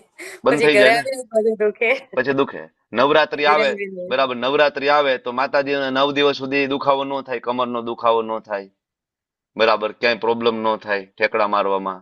પછી પાછું થોડોક પ્રોબ્લેમ ચાલુ થઈ જાય. આવું થાય કે નહીં? પ્રભુજી ડીજે ત્યારે વાગતો હોય ને. આપણે મેંગ્લોર ગયા હતા ત્યારે આપણે ઉડુપી મઠ ગયા હતા ત્યારે તમે ને પાર્થ પ્રભુ જે સામા સામા જમ્પ ની કોમ્પિટિશન લગાવેલી ત્યારે ઈ મને હજી દ્રશ્ય નજરે તરે છે કે કોણ સૌથી હાઈએસ્ટ જમ્પ લગાવે છે. એટલે સંકીર્તનની શક્તિ છે પ્રભુજી. વેરી વેલ, થેન્ક યુ માતાજી. ઓકે, તો આમાંથી પ્રેક્ટિકલ એપ્લિકેશન શું લઈ શકાય? આ શ્લોકમાંથી તમે પ્રેક્ટિકલી શું સમજી શકો? આ શ્લોકમાંથી કોઈ એક વ્યક્તિ બોલશે જે આગળ બોલ્યા ના હોય? એનીબડી? વિશાલ આહિર પ્રભુ બોલો. આમાંથી પ્રેક્ટિકલ એપ્લિકેશન શું લાગે? થોડું વિચારો. વિશાલ આહિર પ્રભુ, કમોન. હા પ્રભુ, થોડું હથોડી મારો મગજ ઉપર. ભૌતિક દુનિયામાં શક્તિ અને દેખાવથી લોકો ભય પેદા કરે છે. Okay, thank you. Practical application આની અંદર team work and efforts. Team work, બરાબર, બધા ભેગા થઈ ગયા, બરાબર. વિચાર તમે કરો કે હતા તો સામેવાળા બધા ખોટા પક્ષે હતા ને, બરાબર, અને ઇવન મરવા જઈ રહ્યા હતા, તો એ બધા એક સાથે એકાબીજાનો ઉત્સાહ વધારવા માટે કેટલો બધો પ્રયત્ન કરી રહ્યા છે, બરાબર. તો આપણે ભગવાનની સેવા માટે શું એકતા બતાવી ના શકીએ? આ લોકો યુદ્ધ માટે આટલી એકતા બતાવતા હોય તો આપણે ભગવાનની સેવા માટે એકતા ના બતાવવી જોઈએ?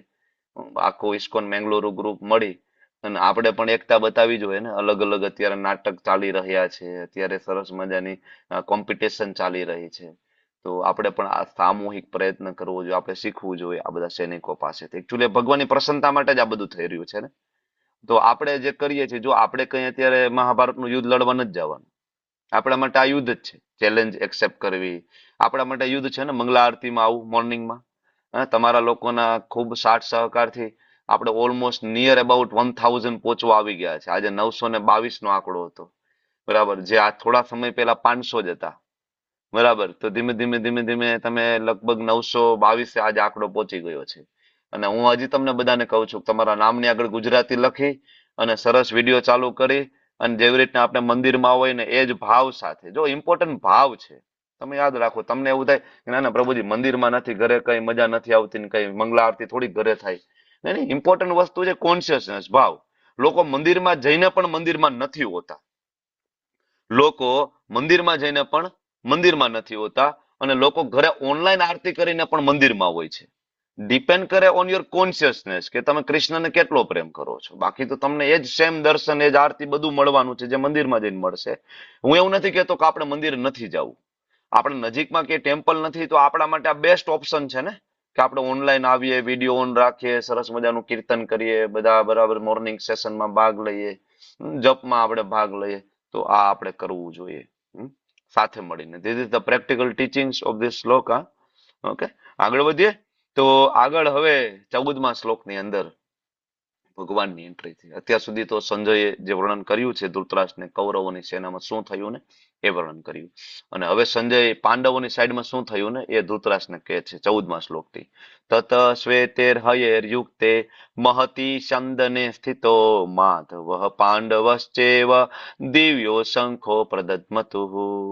બીજી બાજુ અર્થાત સામા પક્ષે શ્વેતે હયેર, કેવા ઘોડા લઈને આવ્યા ભગવાન? કેવા ઘોડા જોડેલા હતા? શ્વેત, સફેદ કલરના ઘોડા, શ્વેત અશ્વ, બરાબર. અને કેવો રથ હતો? મહતી, વિશાળ રથ લઈને આવે. એવું ને નાનો એવો રથ હતો ભગવાનનો. આ મહતી લખ્યું છે એટલે ભગવાન વિશાળ રથ લઈને આવ્યા. અને કોણ કોણ હતા રથમાં? માધવ પાંડવશ્ચેવ. માધવ એટલે લક્ષ્મીપતિ ભગવાન શ્રી કૃષ્ણ, અને સાથે પાંડવ અર્જુન. અને આવીને શું કર્યું?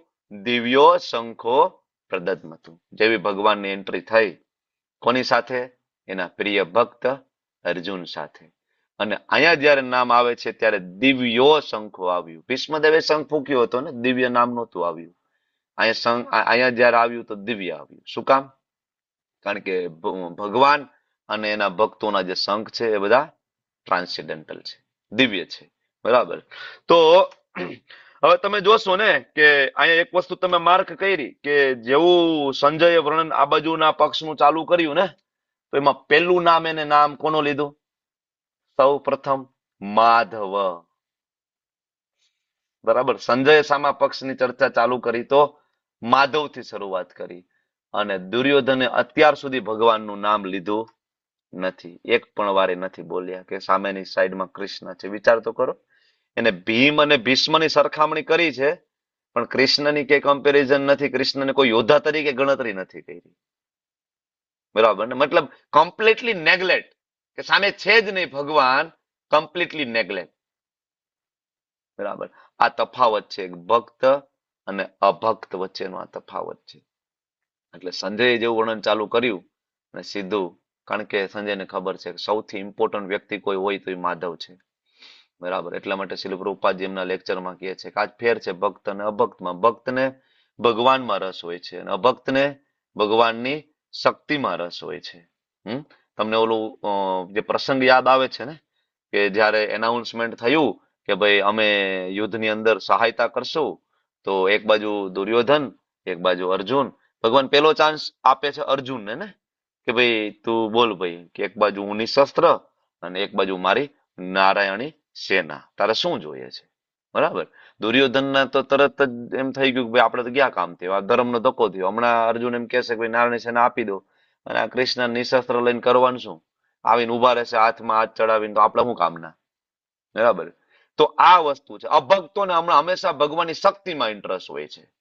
શક્તિ એટલે કોણ? દેવી, માતાજીઓ. બરાબર. તમે ગઈકાલે લેવલ 2 ના ક્લાસમાં આવ્યા હોય તો આ વિષય ઉપર બહુ ડિટેલમાં ચર્ચા થતી હતી, માતાજીના ઉપાસકો. કારણ કે 7મો અધ્યાય ચાલે ને ભગવાન એમાં ખૂબ ખુલ્લા કીધું છે. માતાજીના ભક્તોને બુદ્ધિ વગરના કહી દીધા છે, નિરાકારવાદીઓને બુદ્ધિ વગરના કહી દીધા છે ભગવાને ખુલ્લા ભગવદ્ ગીતાની અંદર. તો ગઈકાલે અમે એ લેવલ 2 માં ચર્ચા કરતા હતા. તમે જો જોઈન થયા હોય તો તમને ખ્યાલ હશે. બરાબર.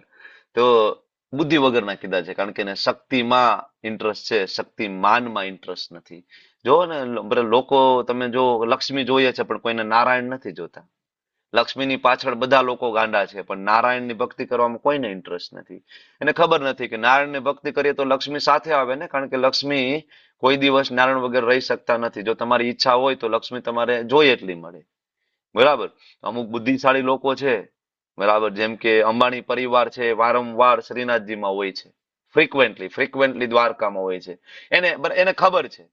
શું ખબર છે? તો કે ભાઈ શ્રીનાથજીની પૂજા કરશું તો લક્ષ્મી તો આવશે, કોઈ શંકા નથી. એટલે એ વારંવાર આવીને ભગવાનની સામે બરાબર પૂજા કરતા. પછી મુકેશભાઈ અંબાણી હોય તો ભલે, બરાબર, ખબર છે કે ભાઈ અહીંયા આવો તો લક્ષ્મી તો મળવાની, લક્ષ્મી એમાં પત્ની છે.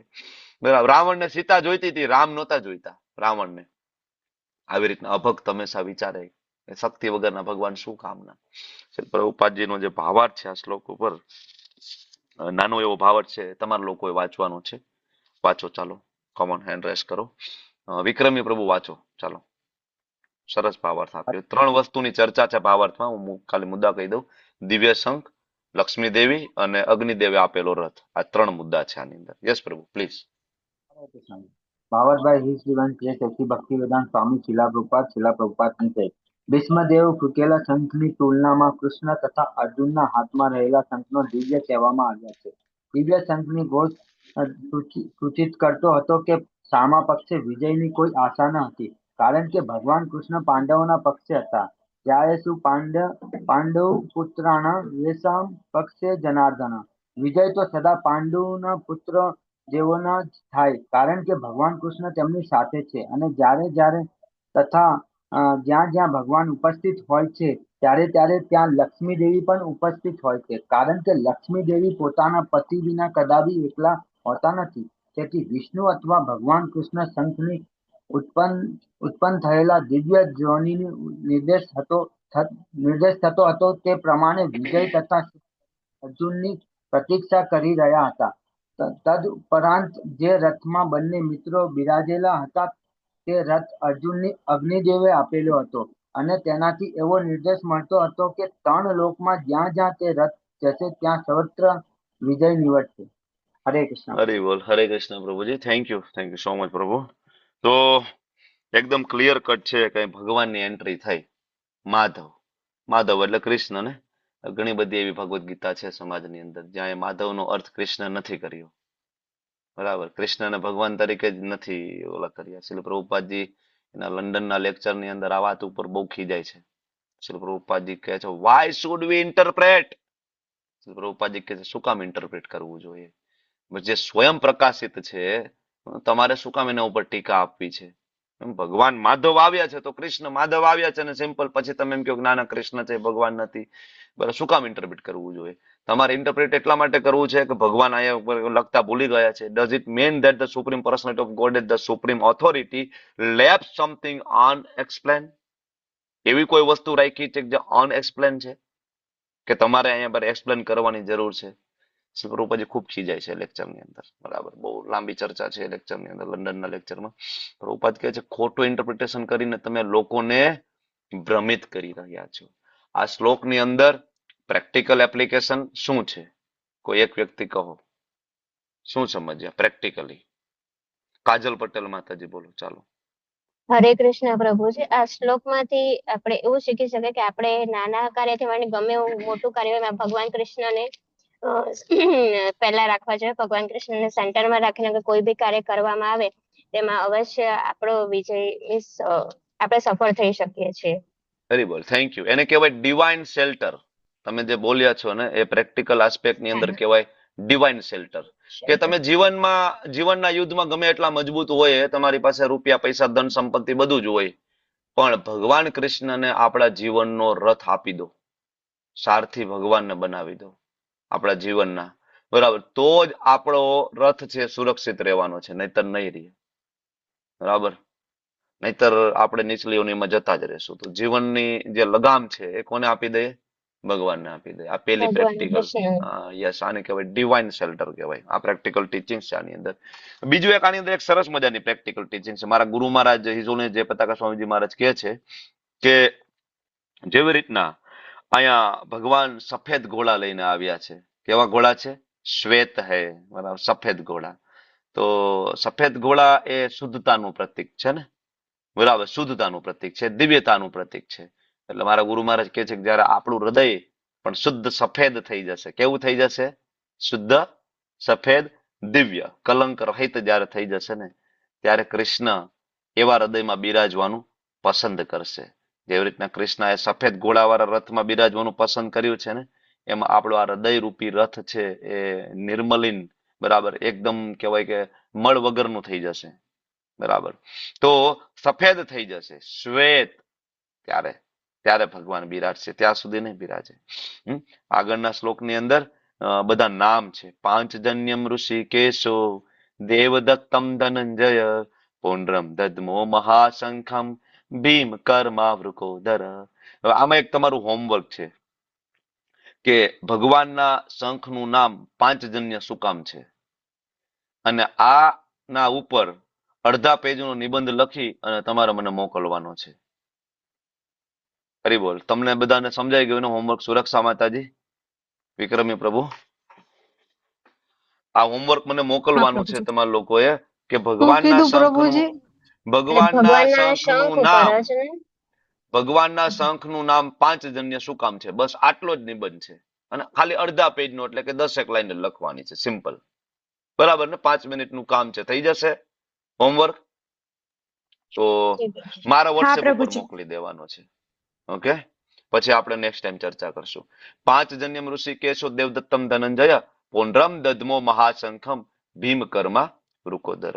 ભગવાનના શંખનું નામ પાંચજન્ય, અર્જુનના શંખનું નામ દેવદત્ત, બરાબર, અને ભીમના શંખનું નામ પૌંડ્રમ, અને ભીમને બીજું વૃકોદર પણ કહ્યો છે. વૃકોદર એટલે કે ખાઉધરો, વધારે પડતું જે ખાઈ શકે અને હિડીમને પણ હળી શકે એટલા માટે એનું નામ ભીમ. બરાબર, એટલે એટલા માટે શંખનું નામ, શંખ એનો વિશાળ હતો, ભીમનો શંખ બહુ મોટો હતો. ઓકે, અહીંયા શ્રી પ્રભુપાદજી નાનું એવું તાત્પર્ય આપે છે. ઓકે, તાત્પર્ય ઓકે બે બાજુ છે, પણ આ તાત્પર્ય તમે લોકો વાંચજો. તાત્પર્યની અંદર એક શબ્દ બહુ જ મહત્વનો છે, એના ઉપર શ્રીલ પ્રભુપાદજી ચર્ચા કરે છે. અને પ્રશ્ન હું તમને પૂછું છું કે ઋષિકેશનો અર્થ શું થાય? ઋષિકેશ, ચાલો, ઋષિકેશનો અર્થ શું થાય? પરેશ શાહ પ્રભુજી બોલો. ચાલો. હરે કૃષ્ણ પ્રભુજી. ઋષિકેશનો અર્થ થાય છે ઇન્દ્રિયોના સ્વામી. ઇન્દ્રિયોના સ્વામી. ઓકે, જયશ્રી સુમંગલા માતાજી બોલો. પ્રભુજી ઇન્દ્રિયોના સ્વામી. બીજું?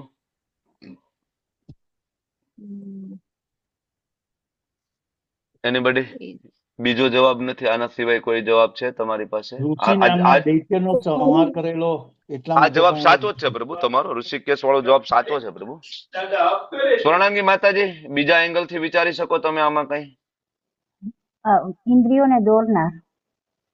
ઇન્દ્રિયોને દોરનાર. તો હજી ત્રીજા એંગલ થી વિચારી શકો? પ્રિયા બોલો માતાજી. પ્રભુજી. હરે કૃષ્ણ પ્રભુજી. ભક્તની બધી ઈચ્છાઓ પૂરી કરનાર. ભક્તિ રિલેટેડ બધી ઈચ્છાઓને દોરનાર. ઓકે, ચાલો. આમ તો ખોટું તો કઈ નથી તમે બોલો છો એ, પણ હજી મારે એક વર્ડ એની અંદર જોઈએ છે, એટલા માટે હું. રેખા પંડ્યા માતાજી, રેખા પંડ્યા માતાજી બોલો.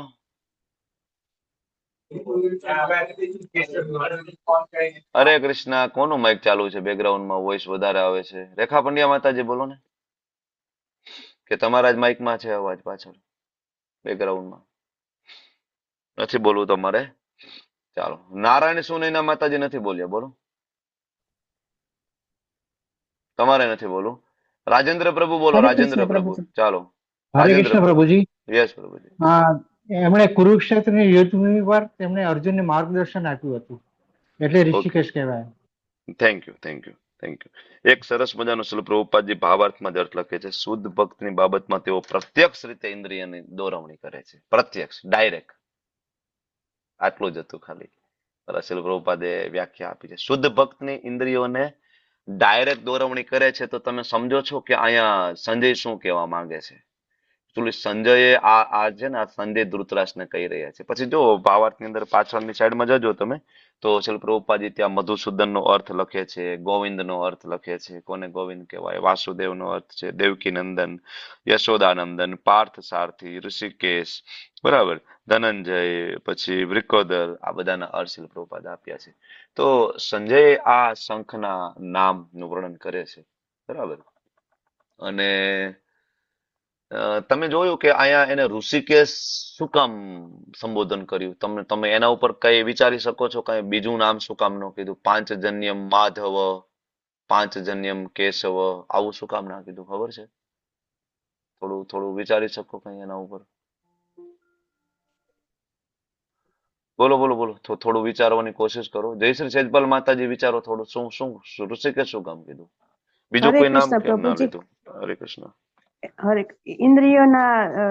ઇન્દ્રિયોના સ્વામી છે, ઇન ધ સેન્સ કે આપણે પાંચ સામે સંખ્યા લઈને તો પાંચ ઇન્દ્રિયો છે, એટલે પાંચ જન્ય શંખ અને ઇન્દ્રિયોના સ્વામી છે, એટલે પાંચ ઇન્દ્રિયો.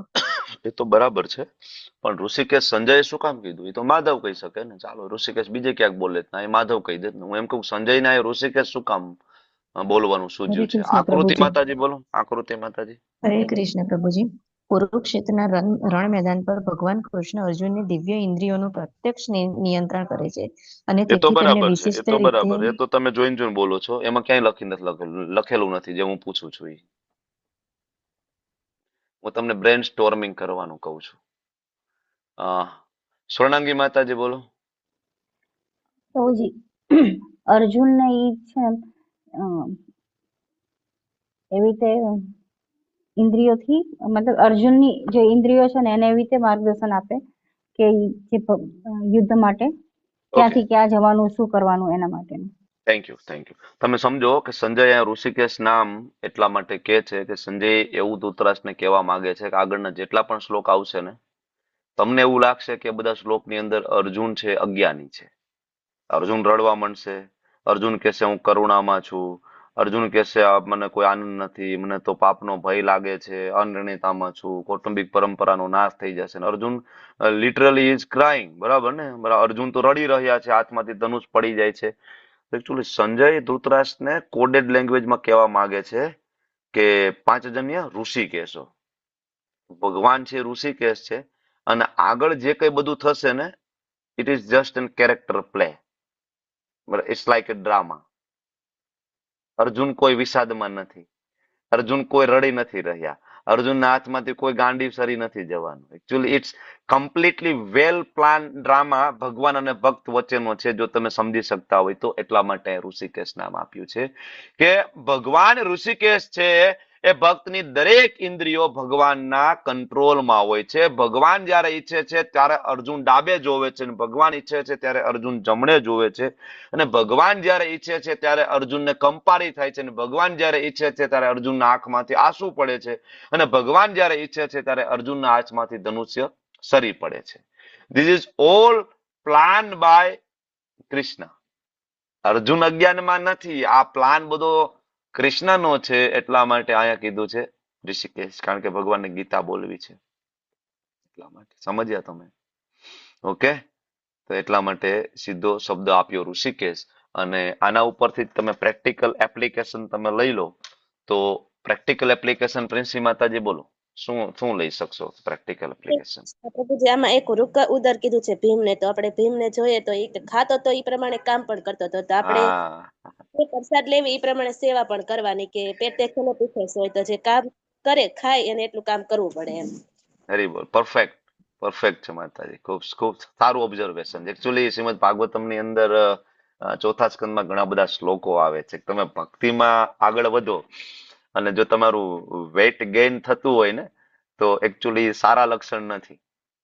ભક્તિમાં આગળ વધો તો વેઇટ લૂઝ થવું જોઈએ, બરાબર. અને ભક્તિમાં આગળ વધવામાં જો વેઇટ ગેઇન થાય તો એમાં એનો મતલબ એવો છે મારી જેમ તમે પ્રસાદને વધારે લઈ રહ્યા છો. એકચ્યુઅલી મારું પોતાનું જ વેઇટ ગેઇન થયું છે, તો બીજું શું કહું તમને, બરાબર. પેલા કરતા 5 કિલો વધી ગયું છે. હકીકતે આ સારી વાત નથી. ભક્તિમાં આવ્યા પછી વેઇટ લૂઝ થવું જોઈએ ને, બરાબર. પ્રસાદની માત્રા ઘટવી જોઈએ, ઊંઘની માત્રા ઘટવી જોઈએ, આહાર, નિંદ્રા, ભય અને મૈથુના 4 ઉપર કંટ્રોલ થવો જોઈએ. કેમ ખબર પડે આપણે ભક્ત બની રહ્યા છીએ? આના ઉપરથી ખબર પડે કે આ 4 જે વસ્તુ રહી ને આના ઉપર આપણો કંટ્રોલ આવવા માંડે ધીમે ધીમે. આહાર, નિંદ્રા, આપણું બ્રેકફાસ્ટ બરાબર સિમ્પલ થઈ જાય, આપણું લંચ બરાબર સિમ્પલ થઈ જાય, આપણું ડિનર સ્કીપ થઈ જાય, ડિનર ધીમે ધીમે ધીમે બંધ થઈ જાય, ખાલી દૂધથી ચાલી જાય કે થોડું ખાખરાથી ચાલી જાય, બરાબર. આપણી ઊંઘ પેલા 6 કલાક 8 કલાકની હોય, ઊંઘ 5 કલાક સફી. જો આ બોડીને ઊંઘ ખરેખર કેટલી જરૂર છે ખબર છે? 2 કલાકની. 2 કલાકની અંદર આ બોડી રિચાર્જ થઈ જાય છે, ખબર છે? બાકીની ઊંઘ છે ને મન લે છે. બોડીની રિક્વાયરમેન્ટ નથી, મનની રિક્વાયરમેન્ટ છે. એ મનને ઉઠવું નથી ગમતું. બોડી 2 કલાક પછી રેડી છે બરાબર ફરીથી કામ કરવા માટે. બોડીને એટલું વેલ્યુ મળી, ન્યુટ્રિશન વેલ્યુ મળી જાય છે ઊંઘમાંથી, બરાબર. પણ એ બરાબર ઊંઘ હોવી જોઈએ. રાત્રે તમે 10 વાગ્યાથી લઈને 12 1 વાગ્યા સુધીની, 2 વાગ્યા વચ્ચેની ઊંઘ હોવી જોઈએ. આપણા બધાના સુવાના ઠેકાણા નથી, આપણે હુતા હુતા 12 વાગી જાય છે, બરાબર. તો ક્વોલિટી જે સ્લીપ જે છે ને એ 9 થી લઈને 3 વચ્ચેની ક્વોલિટી સ્લીપ છે. એટલે જો શ્રીલ પ્રભુપાદજી સુઈ જતા 10 11 વાગે સુઈ જતા અને 12 વાગે તો ઉઠી જતા, બરાબર. વધીને કલાક 1.5 કલાક, બરાબર. અને આપણા બધા ગોસ્વામીઓ આ બધું પ્રૂવ કર્યું છે કે ભાઈ 2 કલાકની ઊંઘ છે ઇટ્સ ઇનફ ફોર બોડી. બાકીની ઊંઘ તો મન લઈ રહ્યું છે, મજા કરવા માટે લે છે, બરાબર. બોડીની નીડ એટલી છે નહીં. તો આ બહુ ઇમ્પોર્ટન્ટ વસ્તુ છે. ભાઈ ભક્તિમાં આવીએ તો વેઇટ લૂઝ થવું જોઈએ. લિનનથી ભક્ત છે, લિનનથી હોવો જોઈએ, બરાબર. પછી એમ ગોળ મટોળ થઈ જાય ભક્ત તો એ ન હાલે. તો એનો મતલબ એવો છે કે ભક્તિના નામે, એકાદશીના નામે પછી અહીંયા બધું ખીર બીર બધું ચાલતું લાગે છે. ધીમે ધીમે ખ્યાલ આવી જાય આપણને. પ્રસાદના નામે બરાબર 56 પ્રકારના ભોગ ભગવાનને ધરાય, પછી આપણે 56 પ્રકારના ભોગ લઈએ છીએ પાછળ. હકીકતે મહાપ્રભુ એમ કહે છે, ચૈતન્ય મહાપ્રભુ સ્વયં ભગવાન શ્રી કૃષ્ણ, કે ભક્તે તો ઇવન 56 ભોગમાંથી શાક રોટલી જુદા પાડીને જ લેવા જોઈએ. 56 ભોગ આપણા માટે નથી. 56 ભોગ નવા ભક્તો હોય ને, નવોદિત ભક્તો, એ એના માટે છે, આપણા માટે નથી. જે લોકો સિનિયર ડિવોટી હોય એમાંથી સિમ્પલ થોડું સાદી વસ્તુ કાઢીને એને ખાવી જોઈએ, બરાબર. ને 56 ભોગે ના લેવા જોઈએ જેમ જેમ આપણે આગળ વધીએ. ઓકે, તો આ પ્રેક્ટિકલ ટીચિંગ તમે જે આપી છે એ ખૂબ ખૂબ સુંદર છે માતાજી. Thank you for your observation. અને હવે 3 શ્લોક એક સાથે છે, 16 17 ને 18, એટલે આપણો આજનો ટાર્ગેટ પૂરો થઈ જાય છે. આની અંદર યુધિષ્ઠિર ને રાજા કીધા છે, બરાબર. અનંત વિજયમ રાજા કુંતી પુત્રો યુધિષ્ઠિર નકુલઃ સહદેવશ્ચ દેવશ્ચ સુઘોષ મણિપુષ્પક. હવે આ બધાના નામ છે. અનંત વિજય નામનો જે શંખ છે એ યુધિષ્ઠિર મહારાજે ફૂંક્યો. સુઘોષ અને મણિપુષ્પક નામના જે શંખ છે એ બાકીના એમના બે દીકરા છે, નકુલ અને સહદેવના. પછી કાશ્ય, પછી શિખંડી ચ મહારથા. શિખંડી કોઈ સામાન્ય નહોતો યોદ્ધા, એ મહારથી હતા. બરાબર, શિખંડી ચ મહારથા. દુષ્ટધુમ્નો વિરાટશ્ચ સાત્યકીશ્ચ પરાજિત. બરાબર, તો આ બધા નામનો આપણે પરિચય પેલા લઈ ચુક્યા છીએ ને, શિખંડી, સાત્યકી, તો કાશીના રાજા. એટલે એ પરિચયમાં ફરીથી આપણે અહીં જવાના નથી. દ્રૌપદો, બરાબર, એટલે કે અભિમન્યુ. પછી આમાં એક શબ્દ આવ્યો છે ને, પૃથ્વીપતે. ક્યાં છે? જો અહીંયા પૃથ્વીપતે. આના ઉપર શિલ પ્રભુપાદજી એમના લંડનના લેક્ચરમાં શિલ પ્રભુપાદજી સરસ વસ્તુ સમજાવે છે કે અહીંયા પૃથ્વીપતિ એટલે ધૃતરાષ્ટ્રને કીધું છે. આ જે પૃથ્વીપતિ શબ્દ છે ને એ ધૃતરાષ્ટ્ર માટે શબ્દ છે. અને એ સમયે એક ફ્લેગની અંદર ઓલ ઓવર ગ્લોબ હતો. એટલે કોઈ એમ કે ને કે ભારત વર્ષ એટલે ખાલી ભારત પૂરતું હતું, કે ભારત વર્ષ છે એ ખાલી અફઘાનિસ્તાન સુધી આપણું અખંડ ભારત ફેલાયેલું હતું. તો મતલબ હજી આપણું નોલેજ થોડુંક અધૂરું છે. બરાબર, એકચ્યુઅલી આપણું ઓરિજિનલ સામ્રાજ્ય છે આખા ગ્લોબ ઉપર હતું, 7 ખંડ ઉપર હતું. એમાં અમેરિકા હોય કે ચાઇના હોય, આ બધા ઉપર આર્યોનું જ રાજ્ય હતું. એટલા માટે પૃથ્વીપતે કીધું છે. આખી પૃથ્વી ઉપર ધૃતરાષ્ટ્રનું રાજ્ય હતું. વિચાર તો કરો, અહીંયા કોઈ એક દેશના પ્રાઇમ મિનિસ્ટર બની જાય તો કેટલો એને ઘમંડ આવી જતો હોય. અને ધૃતરાષ્ટ્ર, યુધિષ્ઠિર મહારાજ, પૃથુ મહારાજ, આ બધા એવા રાજા થયા. બરાબર, ધ્રુવ મહારાજ અને પ્રભુ રામચંદ્રજી, બરાબર, આ એવા રાજવીઓ થયા કે જેનું આખા ગ્લોબ ઉપર રાજ્ય હતું. Completely all over the world, all over the પૃથ્વી, આખી પૃથ્વી ઉપર રાજ્ય હતું. તો શ્રીલ પ્રભુપાદ એના ઉપર સમજાવે છે. પ્રભુપાદ નો જે તાત્પર્ય એના ઉપર છે, નાનું એવું તાત્પર્ય હું વાંચું છું. સંજય ધૃતરાષ્ટ્રને બહુ ચતુરાઈથી જણાવ્યું. જોયું તમે? આગળ આપણે વાત કરીએ, ચતુરાઈથી જણાવ્યું એ સંજય, ઋષિકેશ વાળો શબ્દ. પુત્રોને છેતરવાની અને પોતાના પુત્રોને રાજસિંહાસને બેસાડવાનો પ્રયાસ કરવાની તેમની આ અવિવેકપૂર્ણ નીતિ પ્રશંસા પાત્ર નથી. આના ઉપરથી ખબર પડે કે ઋષિકેશ શબ્દ એટલા માટે વાપર્યો હતો. પહેલાથી જ એવા એંધાણ સ્પષ્ટ જણાતા હતા કે આ મહાયુદ્ધમાં કુરુવંશ માર્યો જશે. પિતામહ ભીષ્મથી માંડીને અભિમન્યુ જેવા પૌત્રો સુધીના અને વિશ્વના અનેક દેશોના રાજાઓ સહિત ત્યાં ઉપસ્થિત રહેલા સૌનો વિનાશ નિશ્ચિત હતો. આ સર્વનાશ રાજા ધૃતરાષ્ટ્રને કારણે થવાનો હતો, કારણ કે તેમને પોતાના પુત્રોની કપટ નીતિને પ્રોત્સાહન આપ્યું હતું. મેન વિલન દુર્યોધન નથી, મેન વિલન દુશાસન નથી, અહીં મેન વિલન જે છે ને એ ધૃતરાષ્ટ્ર છે. પહેલેથી જ ભાઈની ઈચ્છા હંમેશા એવી રહી છે. મારો વિડીયો અહીં મોબાઈલમાં તો ફ્રીઝ થઈ ગયો છે. તમને બરાબર દેખાય, સંભળાય છે ને બધું બરાબર ચાલે છે? હા પ્રભુજી, બરાબર. Thank you. એટલે પહેલેથી જ ધૃત રાષ્ટ્ર, કસીને રાષ્ટ્રને પકડી લેવું એને કહેવાય ધૃતરાષ્ટ્ર. બરાબર. તો તમને એવો પ્રશ્ન થાય કે આ બધા શંખના નામ દેવાની શું જરૂર છે? ભાઈ કોઈ શંખના નામ દઈશું, ભાઈ પાંચજન્ય કે દેવદત્ત, તો હું શંખ એની મેળ ઉડીને હાથમાં આવી જાય? ભાઈ દેવદત્ત, આ તો દેવદત્ત ઉડતો ઉડતો હાથમાં થોડો આવશે. તો નામ શું કામ આપ્યા હશે એ શંખના? બરાબર.